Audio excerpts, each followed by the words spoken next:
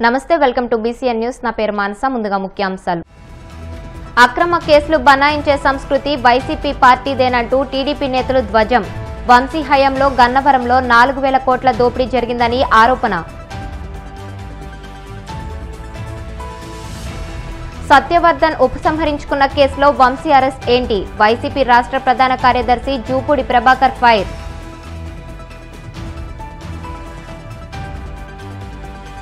కాకినాడ జిల్లాలో ఆధార్ ఎన్రోల్మెంట్ ప్రక్రియను వేగవంతం చేయాలి. అధికారులను ఆదేశించిన జిల్లా రెవెన్యూ అధికారి వెంకట్రావు.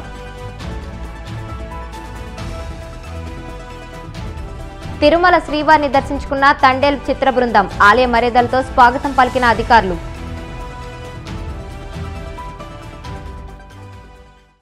గన్నవరం టీడీపీ కార్యాలయంపై దాడి కేసులో మాజీ ఎమ్మెల్యే వల్లభనేని వంశీని పోలీసులు అరెస్ట్ చేసిన విషయం తెలిసిందే.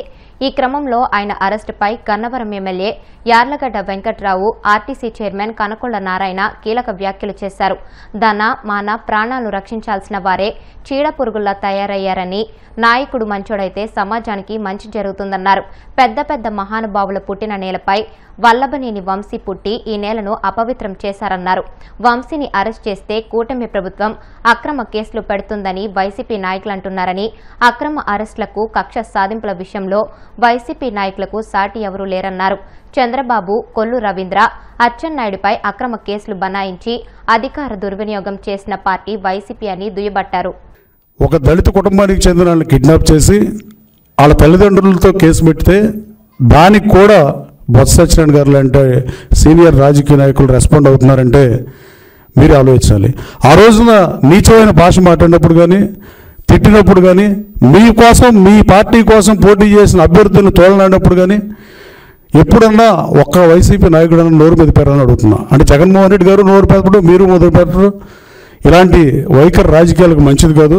అలాగే ఇంకా ఈ అక్రమ లేఅవుట్లు ఎలా ఉన్నా సక్రమ లేఅవుట్లోని కామన్ సైట్లు కూడా రామవరపాడు కానీ, ఎన్కేపాడు కానీ, ప్రసాదంపాడు కానీ, నున్న కానీ, అంబాపురం, నైనవరం, ప్రసాదంపాడు ఈ అన్ని గ్రామాల్లో విజయవాడ అనుకున్న నగరాల్లో ప్రభుత్వ భూములు అన్ని అన్యాక్రాంతం గురించి వాటి మీద విచారణకి ఆదేశించాల్సిందిగా గౌరవ ముఖ్యమంత్రి గారిని కలిసి కోరతా. అలాగే భూ కబ్జాలు చేసిన విషయం కానీ, గ్రీవియన్స్లో ఇచ్చిన విషయాలు కానీ ఇంకా ఎన్నో కేసులు రాబోతున్నాయని నాకు అర్థమవుతుంది. ఆఫీస్కి వెళ్తే 600-700 మంది గన్నవరంలో నేను మంగళవారం, శుక్రవారం క్యాంప్ ఆఫీస్ నుండి రాత్రి 12 వరకు వచ్చేవాళ్ళు. కనీసం ప్రతి వచ్చే రోజుల్లో 40-50 ఈ కబ్జాల గురించి వీటి గురించి ఉండే పరిస్థితి. అవినీతి చేయడానికి కాదని అడుగుతున్నా. అలాగే ఆ రోజు జాయింట్ కలెక్టర్ని అడ్డం పెట్టుకుని నేను 150 ఎకరాల ప్రభుత్వ భూమి అన్యాక్రాంతం అవ్వకుండా ఎయిర్పోర్ట్ దగ్గర నేను కాపాడా. 15 ఎకరాల ప్రభుత్వ విలువైన భూమిని. కానీ ఆ రోజు జాయింట్ కలెక్టర్ నేను మర్లపాలెంలో కానీ, ఎనికేపాడులో కానీ ల్యాండ్ ఎక్విజిషన్ చేస్తే నేను కిక్ బ్యాక్లు తీసుకోవాలా. జాయింట్ కలెక్టర్ అడుగుతుందంటే యార్లగడ్డ వెంకట్రావు ఇవ్వద్దని చెప్పాను. కానీ తర్వాత వీటన్నిటి మీద కూడా విచారణ జరిపించాల్సిన అవసరం ఉంది. గౌరవ ముఖ్యమంత్రి గారిని అతి త్వరలో కలిసి ఈ ఎంఆర్ఓల పాత్ర మీద 10 సంవత్సరాల మీద ఎంక్వైరీ చేస్తే పొంకాలుగా ఒక ఈనాడు పేపర్కి కానీ, ఆంధ్రజ్యోతి పేపర్కి కానీ, ఈవెన్ మీ సాక్షి పేపర్కి కానీ మీ సాక్షిలో మీరు రాయలేదని అడుగుతున్నా. ఆ రోజున అవినీతి అనకుండానే అన్నీ అంటే మీ దగ్గర ఉంటే ఒకటి, ఇక్కడైతే ఒకటి. నేనే రోజు అలాంటి రాజకీయాలు చేయాల. గన్నవరం ప్రజల కోసం, గన్నవరం ప్రజలను ఎవరిని ఇబ్బంది పెడుతున్న అభిమతం కాదు, నా మతం కాదు. ఎట్టి పరిస్థితుల్లో గన్నవరం అభివృద్ధి ఎజెండాగా పనిచేస్తున్నా. తప్పు చేసిన వాళ్ళు ఎవరైనా శిక్షార్హులే. రాబోయే కాలంలో వీటన్నిటి మీద ఎంక్వైరీ చేయాల్సిందిగా ముఖ్యమంత్రి గారిని కోరతా. Thank you. వైఎస్ఆర్ పార్టీ నాయకులు అక్రమ కేసులు బనాయిస్తామన్నారు, కక్ష సాధింపు ధోరణిని మాట్లాడుతూ ఉన్నారు. అక్రమ కేసులు బనాయించే సంస్కృతి వైఎస్ఆర్ పార్టీది. రవీంద్ర గారి మీద కానీ, చంద్రబాబు నాయుడు గారి మీద కానీ, ఎర్రనాయుడు గారి మీద కానీ, అచ్చెన్నాయుడు గారి మీద కానీ ఇలా చెప్పుకుంటా పోతే అనేక మంది మీద అక్రమ కేసులు బనాయించి అధికార దుర్వినియోగం చేసింది వైఎస్ఆర్ పార్టీ వాళ్ళు. తెలుగుదేశం పార్టీ గన్నవరం పార్టీ ఆఫీసులో సమావేశం జరుగుతూ ఉంటే వంశీ నాయకత్వంలో తన అనుచరులతో దాడి చేసి అక్కడున్న కార్లు తగలబెట్టి, కంప్యూటర్లు బదలగొట్టి మొత్తం తెలుగుదేశం పార్టీని ధ్వంసం చేస్తే కంప్లైంట్ ఇచ్చిన సత్యవర్ధన్ దాని మీద చర్య తీసుకోకుండా తప్పుడు కేసులు బనాయించి ధ్వంసం చేసిందేమో తెలుగుదేశం పార్టీ ఆఫీసుని, కేసులు పెట్టిందేమో తెలుగుదేశం పార్టీ కార్యకర్తలపైన. ఆ రోజున రాజమండ్రి జైలు కూడా పంపించి చాలా రోజులు జైల్లో ఉండాల్సిన పరిస్థితి. దాంతోపాటు ఆడవాళ్ళ మీద కూడా కేసులు బనాయించి తెలుగు మహిళలను కూడా జైల్లో నిర్బంధంలో ఉంచినటువంటి పరిస్థితి.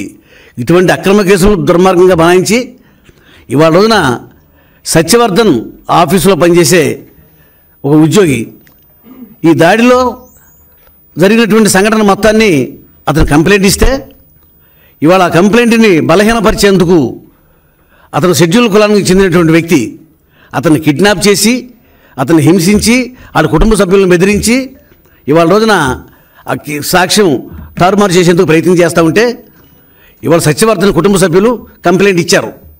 మేము దళితులు, మా మీద అక్రమంగా దాడులు చేస్తూ ఉన్నారు, బెదిరిస్తూ ఉన్నారు, మమ్మల్ని కాపాడాలని చెప్పి వాళ్ళు పోలీస్ స్టేషన్ కంప్లైంట్ ఇస్తే ఆ కంప్లైంట్ మీద ఎస్సీ ఎస్టీ అట్రాసిటీ మీద ఇవాళ వంశీమోహన్ అరెస్ట్ చేస్తే అక్రమ కేసు అంటా ఉన్నారు. మీరు బెదిరించింది యథార్థం కదా? కూటమి ప్రభుత్వం కక్ష సాధింపు చర్యలకు పాల్పడుతుందని వైసీపీ రాష్ట్ర ప్రధాన కార్యదర్శి జూపూడి ప్రభాకర్ మండిపడ్డారు. మాజీ ఎమ్మెల్యే వల్లభనేని వంశీపై అక్రమ కేసు నమోదు చేసి అరెస్ట్ చేశారని చట్టం మీ చుట్టం అనుకుంటున్నారా అంటూ ఆయన ధ్వజమెత్తారు. తాడేపల్లిలోని వైసీపీ కేంద్ర కార్యాలయంలో ఆయన మాట్లాడుతూ అక్రమ కేసులు బెదిరింపులతో వైసీపీ నేతలను భయపట్టలేరన్నారు. కుట్రలతో చేస్తున్న కూటమి చర్యలు ప్రజాస్వామ్యానికి మంచిది కాదని టీడీపీ నేతలు గూండాల్లా బరి తెగిస్తున్నారని ధ్వజమెత్తారు. సత్యవర్ధన్ ఉపసంహరించుకున్న కేసులో వంశీ అరెస్ట్ ఏంటి అంటూ జూపూడి ప్రశ్నించారు. ఈ ఘటనలో అక్కడ కంప్యూటర్ ఆపరేటర్గా ఉన్నటువంటి Satyavardhan is a Dalit boy. అతను అసత్యవర్ధన కాలేదు కూడా, అతను సత్యవర్ధనే.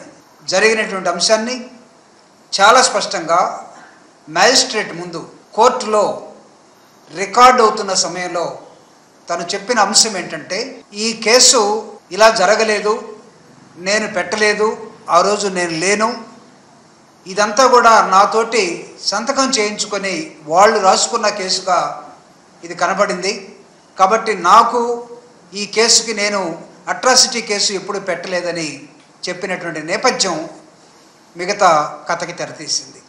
తెలుగుదేశం పార్టీ మీద దాడి జరిగిందని, దాడికి కారణాలు ఎత్తకుండా ఆ రోజు వంశీ మీద దాడి చేయాలని, ఎమ్మెల్యేగా ఉన్నటువంటి ఒక వ్యక్తి మీద దాడి చేయాలని తెలుగుదేశం మూకలన్నీ కూడా అక్కడున్నటువంటి ఆఫీస్కి వెళ్ళి, గన్నవరం వెళ్ళి, విజయవాడ నుంచి పోలీస్ స్టేషన్లో ప్రెస్ మీట్ పెట్టి వంశీని ఇష్టం వచ్చినట్టు తిడితే వైఎస్ఆర్ కాంగ్రెస్ పార్టీ అభిమానులందరూ కూడా ఎందుకు ఇలా తిడుతున్నారని వాళ్ళు తెలుగుదేశం ఆఫీసులో ఉన్నారని వెళితే అక్కడ కూడా లేకుండా వెళ్ళిపోయి తప్పించడానికి వచ్చినటువంటి పోలీసులను కూడా గాయపరిచిన విధం మీ అందరికీ తెలుసు.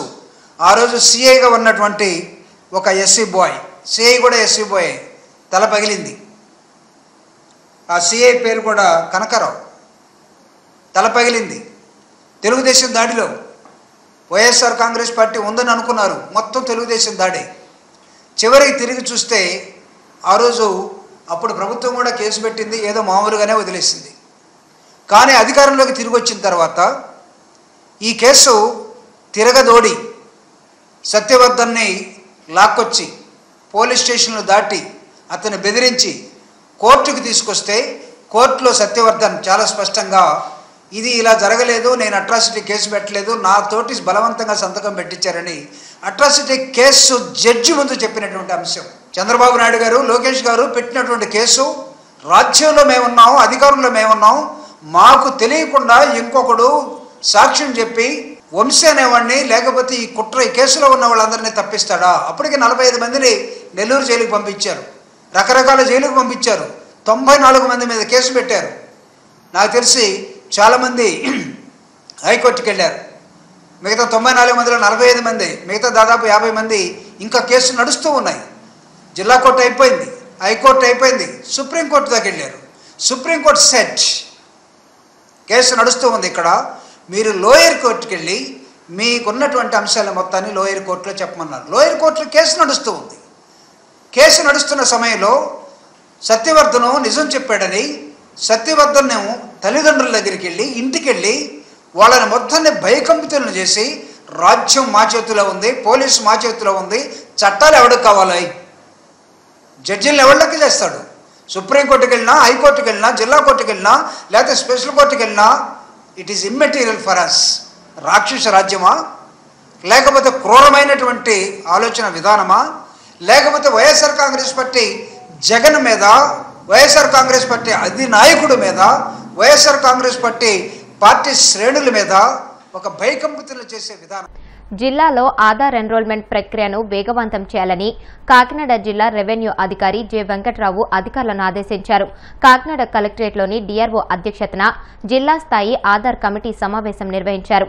5 సంవత్సరాల వయసు గల పిల్లలకు ఆధార్ నమోదు, బయోమెట్రిక్, జనన ధృవీకరణ పత్రాల నమోదు, అంగన్వాడీ కేంద్రాల్లో చిన్నారులకు ఆధార్ సంఖ్య నమోదు, గ్రామ, వార్డు సచివాలయం, పోస్ట్ ఆఫీస్, ఇతర కార్యాలయాల్లో జరుగుతున్న ఆధార్ ఎన్రోల్మెంట్ వంటి అంశాలపై డిఆర్ఓ చర్చించారు.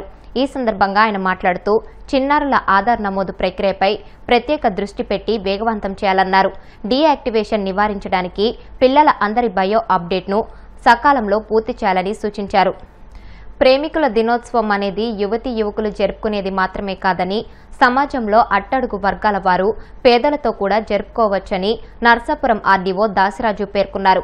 పశ్చిమ గోదావరి జిల్లా నర్సాపురం సబ్ కలెక్టర్ కార్యాలయం వద్ద ఆదరణ ట్రస్ట్ ఆధ్వర్యంలో రిక్షా వర్కర్స్ సమక్షంలో ఆర్డీఓ దాసిరాజు వినూత్నంగా ప్రేమికుల దినోత్సవాన్ని నిర్వహించారు. వృద్ధుల చేతుల మీదుగా కేక్ను కట్ చేయించి వారికి అల్పాహారంతో పాటు వస్త్రాలు, పండ్లు, నగదు పంపిణీ చేశారు. ఈ కార్యక్రమంలో ఎంఆర్ఓ రాజేశ్వరి, ఆర్ఐ లక్ష్మీనారాయణ, ఆదరణ ట్రస్ట్ చైర్మన్ బొడ్డు కృష్ణ భగవాన్, సచివాలయం ఉద్యోగులు మాధురి, మదన్ మోహన్ తదితరులు పాల్గొన్నారు.